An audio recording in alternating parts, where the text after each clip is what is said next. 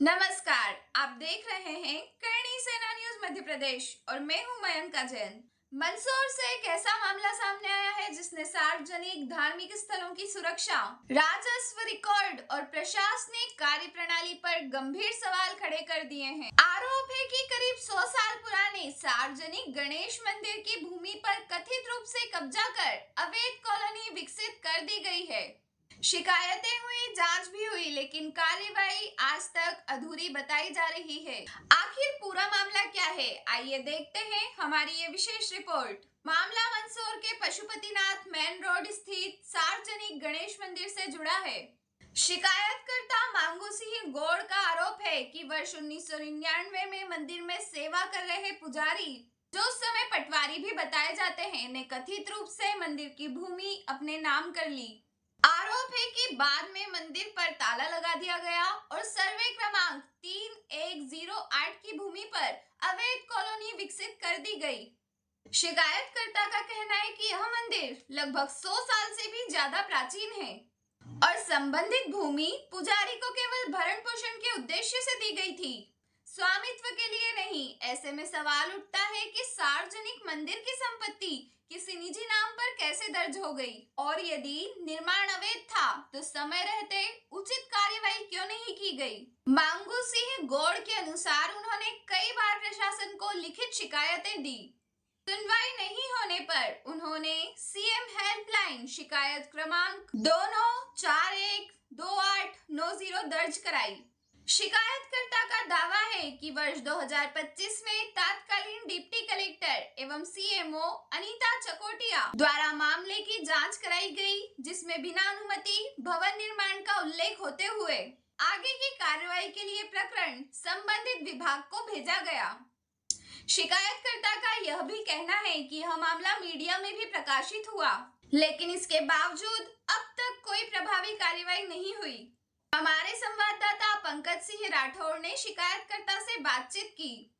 शिकायतकर्ता ने आरोप लगाया कि इस पूरे मामले में प्रभावशाली लोगों की भूमिका होने के कारण कार्यवाही बाधित हो रही है। हालांकि इन आरोपों की स्वतंत्र पुष्टि नहीं हुई है और संबंधित पक्षों का आधिकारिक पक्ष सामने आना भी बाकी है।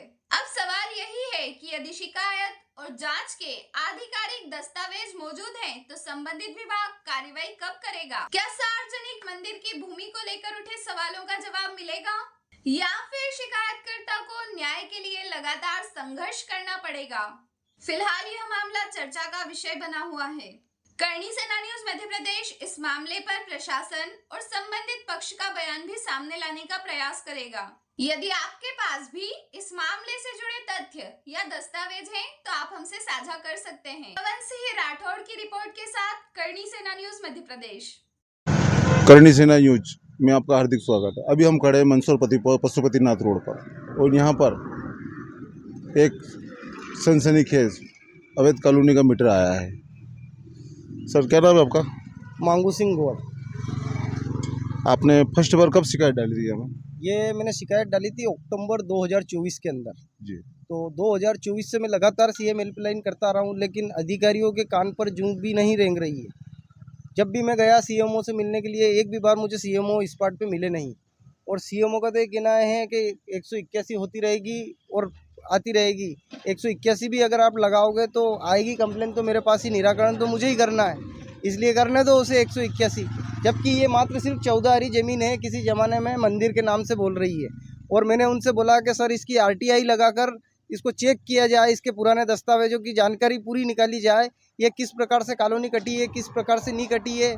ये पुराने कागज़ों में यहाँ मंदिर है, जहाँ हमारे गाँव का प्राचीन एक अखाड़ा भी था, जिसमें पूरा गाँव वाले मेहनत करते थे, और आज वो अखाड़ा भी बंद कर दिया गया। और मंदिर की भूमि को भी आप देख सकते हैं, ये आज भी दीवारें इतनी प्राचीन दीवारें हैं कि ये पत्थर आज इस वर्तमान स्थिति में मिलना मुश्किल है क्या।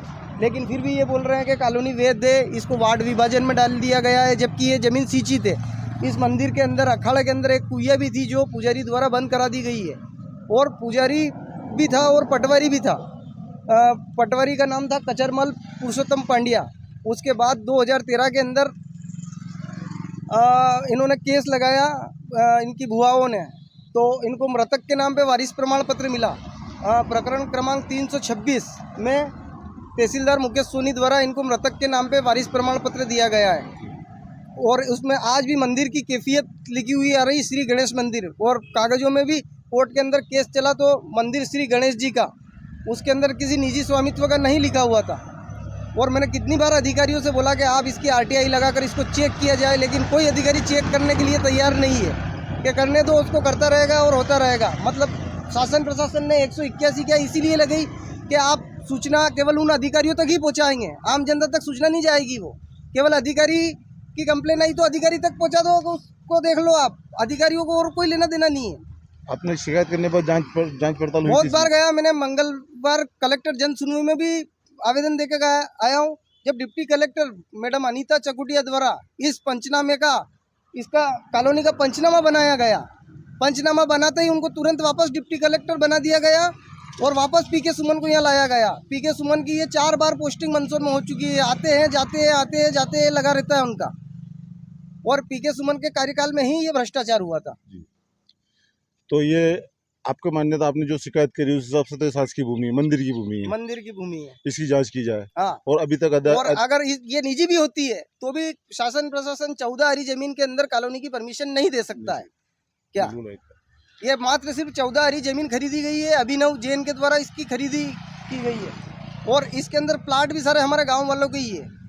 उसको जब देखा कि उसने कि भ्रष्टाचार हो रहा है, ये मालूम पड़ गई लोगों को, तो उसने सारे प्लाट गांव वालों में बांट दिए गए कि आप देख लेना और इनसे बात कर लेना, भैया से इनको समझा लो। मैंने पहले भी उनसे यही बात बोली थी, किलर के मंदिर की ज़मीन है, मंदिर के लिए उपयोग में ली जाएगी, लेकिन पुजारी का कहना है कि मेरे निजी स्वामित्व की है और महेश पाटीदार के द्वारा इसको निजी स्वामित्व की बताया गया है, जबकि ये वेद नहीं है। महेश पाटीदार पटवारी है, पटवारी है कि निजी स्वामित्व की है, कि निजी स्वामित्व की है तो कब से हुई निजी स्वामित्व की? तो आप देख रहे हैं करणी सेना न्यूज और हम मिले थे दरबार से, और अभी जिस कॉलोनी के मामले में जो दरबार ने पूरी जानकारी दी है, और इसके मामले में अभी तक इतनी शिकायत होने के बाद भी अधिकारियों के मुंह कान पे जू तक नहीं खिल रही है और ना सुनवाई हो रही है। ठीक है।